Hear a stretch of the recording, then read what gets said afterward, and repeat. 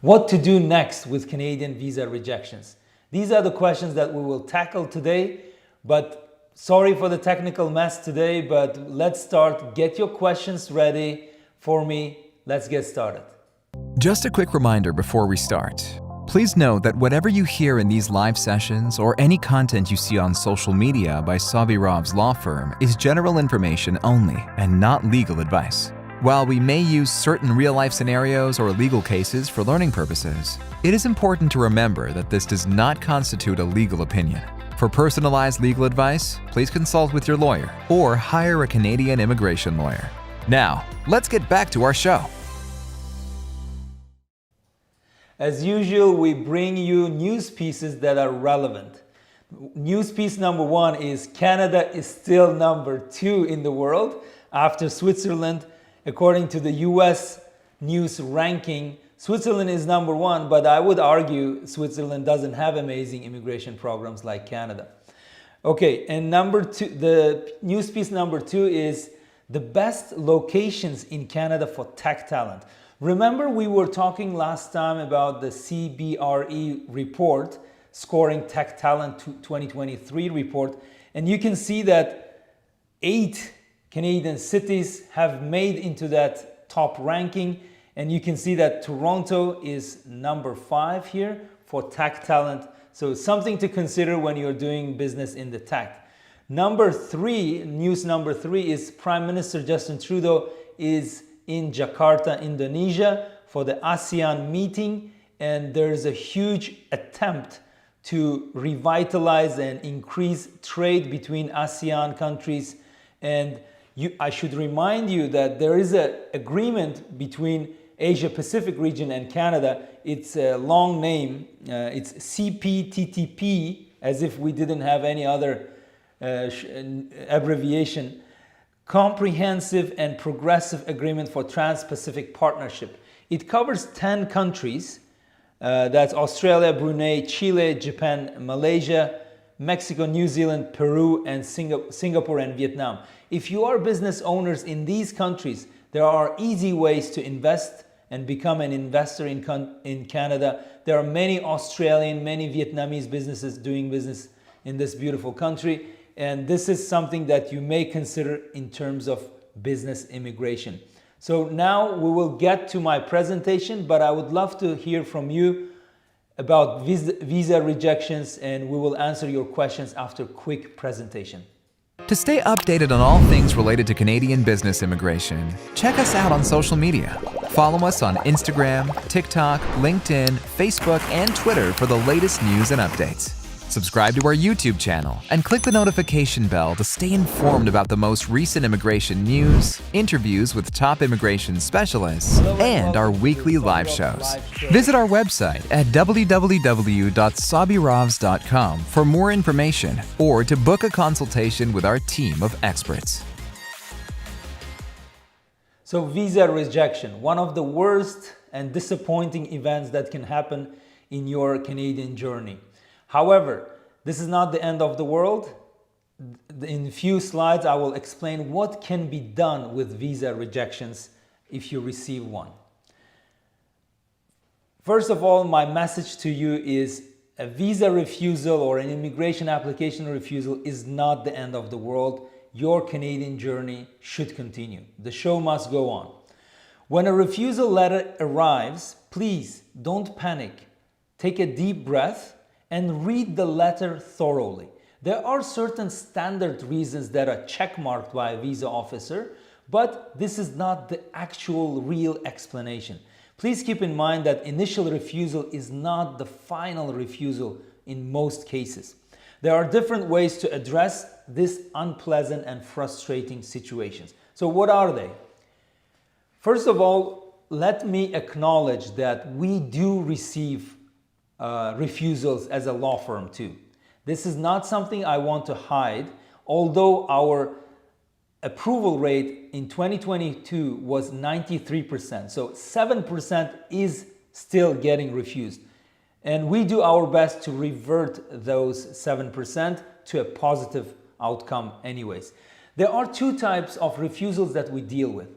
from a non-client, which means that when you hire somebody else and you apply and you get refused, those people come to us asking for some solution.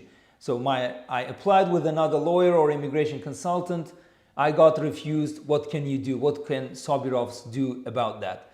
And there is also another type, as I mentioned, our clients may get refused too. This is something, the reality of immigration practice. And whoever says that they will never get refused is not genuine in their intentions. So we are always ready to challenge the visa officer's decision.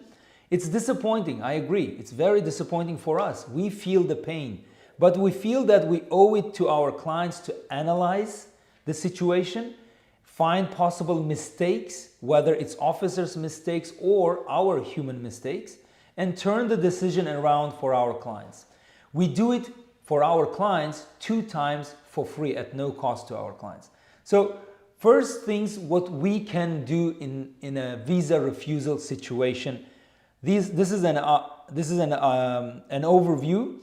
There are 3 avenues to pursue. Reconsideration, which is a request that we give to visa officers or visa officers' manager to reconsider their decision based on the facts, and we highlight certain facts that they probably didn't consider in the first place, and we try to reverse it at that stage. That's our most preferred and commonly used method.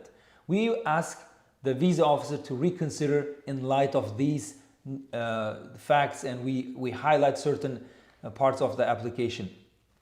But sometimes we also do reapplication. What that means is that's a completely new application, probably new evidence is added and new angle of analysis is included in the submission.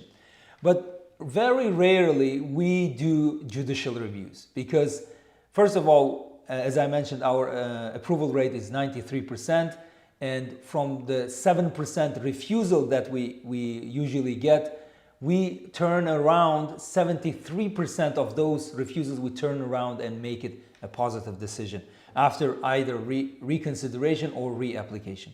Judicial review is very rare, but it's again another reality of immigration practice.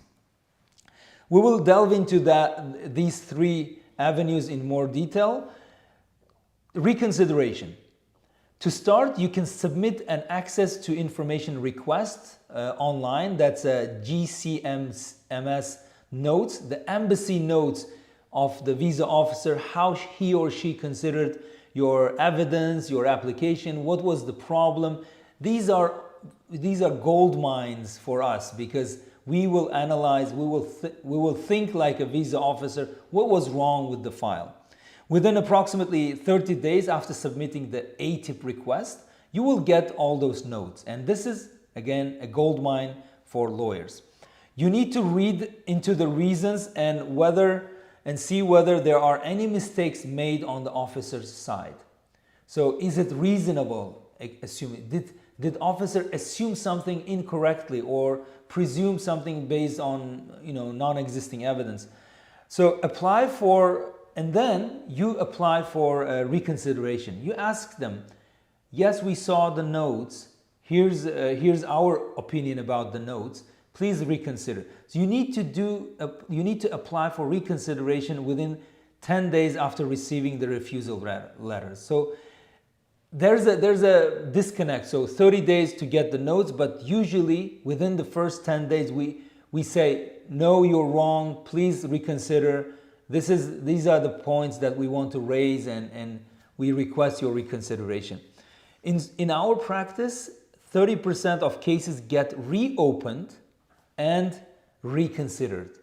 Reconsideration doesn't necessarily mean that it will end up being positive, but the fact that we managed to make the officer reopen the file, it's also our victory in that case.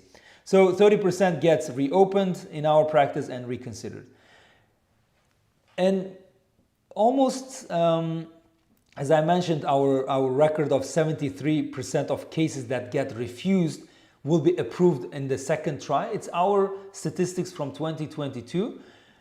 We received the ATIP notes, as I said in the first stage, within 1 month. Sometimes it's more than 1 month. Unfortunately, we cannot then meet that deadline of 10 days of asking for reconsideration. Then we end up doing reapplication. Within 1 month, we receive the notes from visa officers. We go and read the notes together and thoroughly. We explain the situation to the client. A more thorough preparation may be needed to address the concerns of the visa officer. Visa officers are very good in putting their notes. They are very diligent most of the time, and we can see what was the problem of the case. And we acknowledge, okay, this is the weakest link in our application, so we do reapplication. Is usually not a preferred method, but we mostly do that to get the desired decision for the client. And as I said, for our clients, we do it for free. Okay, so the last one, the most unwanted way is to apply for judicial review. A judicial review is a request, try to settle it at the court level, federal court level, with the IRCC, Immigration Canada. We launch the judicial review, and court may decide whether it is granted or not, but that's the platform where we and the IRCC can talk and try to explain IRCC that the decision was not correct, and try to explain to the court. So in our practice, around 25% of our cases are successful at the federal court level. That's why we really don't want to go all the way to federal court, because sometimes you have to acknowledge the case is weak. You have to educate the client, manage their expectations, and say it's very expensive to go to federal court, and it may take a long time. So different deadlines may apply to different type of applications. So you need to be aware of the strict deadlines to launch a judicial review. The role of the court here, and it's very important to understand, and in judicial review, the court does not grant you visa. What they do is to send, if they agree, they send it. If they agree with you, they send it back to the visa officer to reconsider. Sometimes they agree with the original decision of the visa officer, which means that you lose, and they say decision stays as is. Most what you can get from that court is to ask for reconsideration. Remember, reconsideration can be also done in a practical way at the very early stage. The expensive court procedures and the time-consuming federal court process is not the preferred way. So 3 ways: reconsideration, reapplication, and judicial review are still available. If you believe that you were denied unreasonably, talk to your lawyers and get them involved in your case again. So real cases by us, I will bring 4 cases that we've dealt recently, and some of them have been published on our website. Go check them out at sobirovs.com. One case from Mongolia. There were 2 refusals before the client came to us, okay? Before us. And 1 refusals, when we applied, we got another refusal. So 3 refusals. But again, the 2 refusals were before us, and we got 1 refusal of the ICT application. According to the notes, then we did the resubmission, okay? We asked for resubmission, and we got approval. So you can see multiple levels, multiple refusals, but at the end, you get a good result too. This one from Vietnam, the second one from Vietnam, there's a huge story behind it. We will publish the success story very soon, so stay tuned. There were 13 US refusals, okay? When we say, we are talking about Canadian visa refusals right now, but many people, they have other visa refusals from the US, from United Kingdom, Australia, and so on. Here you can see there were 13 different refusals in the US. There were 2 Canadian refusals even before coming to us, okay? In total, 15 times the client was refused. Then she came to us.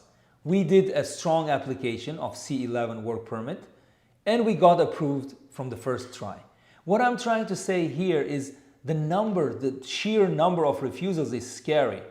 And the people such as this client may lose hope. But with a thorough analysis, good strategy, and great application, you can get approval from the Canadian authorities. The next one from China, first we got refused for an ICT work permit application. Then we asked for reconsideration, which is our preferred way, and got a visa approval from the embassy and for our client. Last one, Iran, a case from Iran, got refused for an ICT work permit.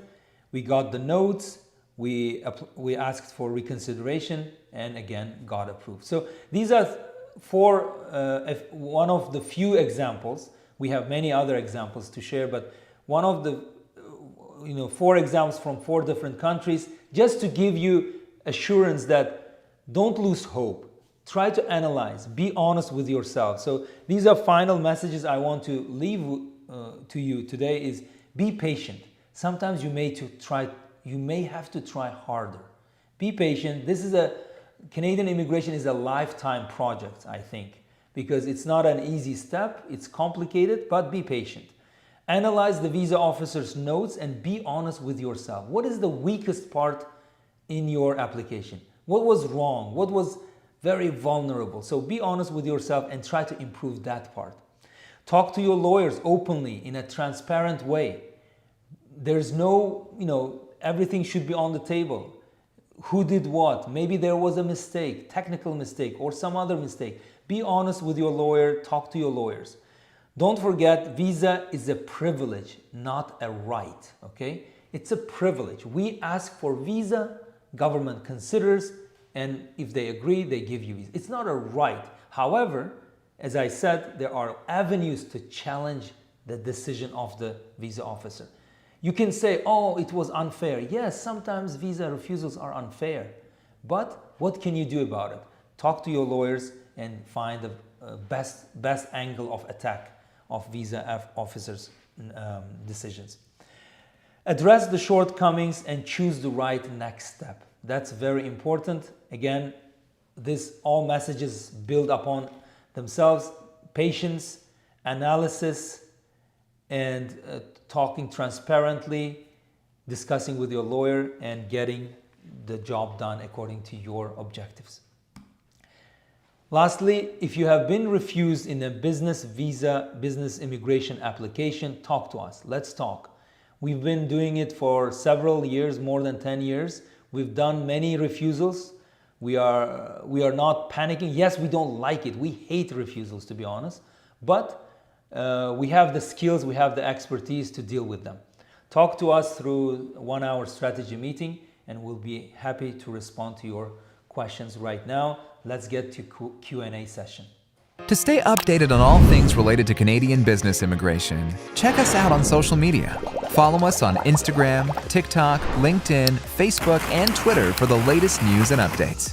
Subscribe to our YouTube channel and click the notification bell to stay informed about the most recent immigration news, interviews with top immigration specialists, and our weekly live shows. Visit our website at www.sabirovs.com for more information or to book a consultation with our team of experts. So time to your questions, and greetings to all of you from different parts of the world. I think Lucas is from Johannesburg, Joburg. Hello, Lucas, nice to see you. You are very active in our live sessions. Thank you very much for being such a loyal follower of Sabirov's Law Firm channel. Send us your questions. We will wait for a while. If there are no questions, that's okay. You can leave your questions as a comment under this video, and I promise we will get to you as soon as possible, okay? Most commonly asked questions is how much does it cost to go to judicial review, the most unwanted pathway for many of immigration applications. Judicial review, as I said, is very expensive. It can go almost at least $10,000 process, and many of my colleagues in the industry, they publish it openly that at least $10,000 retainer and usually it takes many months. I don't, in our experience, some judicial reviews that we launched took 1 year to settle. And so you need to be patient in that respect too. And if you are urgently want to come to Canada, maybe judicial review is not the best way. Maybe reapplication is a better way, because analyze, maybe this application is weak and let's do another application with fresh evidence, do something necessary. Sometimes the rejections are about the fact that the business is not yet ready to come to Canada or expand to Canada. Then you retract, you do your analysis, you develop your home business first in your home country, and then you expand to Canada. Sometimes the business viability is a problem. Sometimes the business plan is a problem. So you go and redraft your business plan, make it stronger, and come back with a bigger punch in terms of application. Okay, a question from Muhammad Khan. Hello, Muhammad. I applied for C11 work permit inland. 10 months passed, no response. What do I do? Well, if you don't have a response for 10 months, I think the first and easy way to do is to ask for an update through web form of IRCC. That's the best way. And have you called them? Ask your lawyer to get an update. The first easy way is to get an update. Sometimes you may go to a different way of mandamus and ask IRCC to make a decision on your application. So if you are still inland for 10 months, that's a very long time, to be honest. Maybe your lawyer needs to get hold of IRCC in some way. Go to the case processing center within Canada. Which case processing center is doing your file at the moment, is considering your file? So try to get in touch with them. Yes, it's frustrating. They don't really respond very well, but you need to get an update. See what's going on. Mandamus is another way, which basically forces IRCC to make a decision. It needs to be launched with Federal Court of Canada. That's another way. Again, talk to your lawyer if that's the case. Okay. Next question. Do we have any other questions? No. Our technical person says there are no questions, but that's okay. We had a quick overview of the situation, and we had some technical difficulties. Sorry for the inconvenience. We will see you next week. Get your questions ready. All the links that are relevant to our show today will be posted underneath this video. Send us your comments. We will be happy to hear from you. Have a great day. Bye-bye.